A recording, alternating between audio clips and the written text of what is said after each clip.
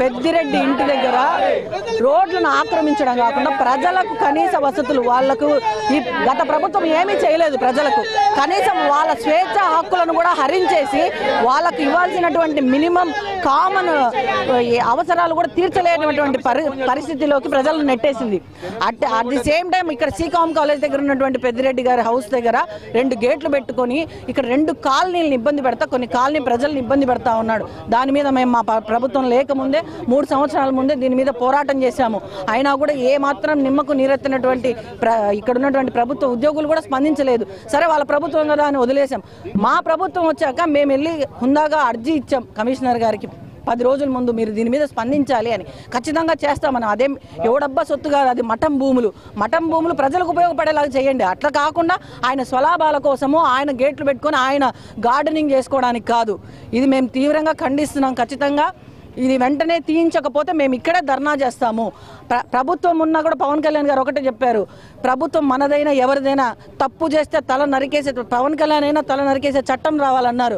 దానికోసమే మేము ప్రజల పక్షాన ఈరోజు ఇక్కడికి రావడం జరిగింది. ఇంతవరకు స్పందించలేని కమిషనర్ గారు వెంటనే వచ్చి ఈ రోడ్డు కొట్టేయకపోతే మేము ఇక్కడే కూర్చుంటాం.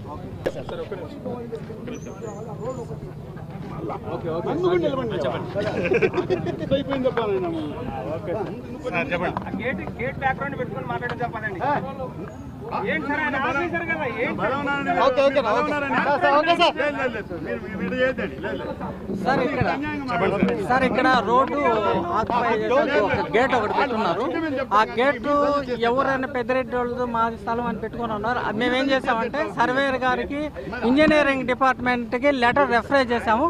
ఆ లెటర్ వస్తానే దాని మీద ఒక 2 డేస్లోనూ ఏదైనా అది వాళ్ళ స్థలమా మా స్థలం అయినా కన్ఫర్మ్ చేసుకున్న తర్వాత దానిపైన యాక్షన్ తీసుకుంటాం. అంటే వాళ్ళ స్థలమా మీ స్థలం అనేది ఒక పక్క, రోడ్డు నిర్మాణం ఎవరి డబ్బుతో చేసింది, ఆ రోడ్డు ఎవరు ఆ అమౌంట్తో చేసిన అనే దానికోసం ఇంజనీరింగ్ కూడా మనం లెటర్ పెట్టున్నాము. వాళ్ళు కూడా తీసుకొచ్చి అడిగి తర్వాత దానిపై దేని చేయాలని యాక్షన్ తీసుకుంటాం. ఒక మున్సిపల్ సంబంధించిన వ్యక్తిగా ఇప్పటి వరకు ఎవరితో ఏ డబ్బుతో కట్టారో తెలియకపోతే మీరు ఏం డ్యూటీ చేస్తాం? సార్ మేము టౌన్ ప్లానింగ్ డిపార్ట్మెంట్ సార్, మేము ఇంజనీరింగ్ డిపార్ట్మెంట్ కాదు. అంటే ఇప్పుడు అడుగుతామంటే రోడ్డు కట్టి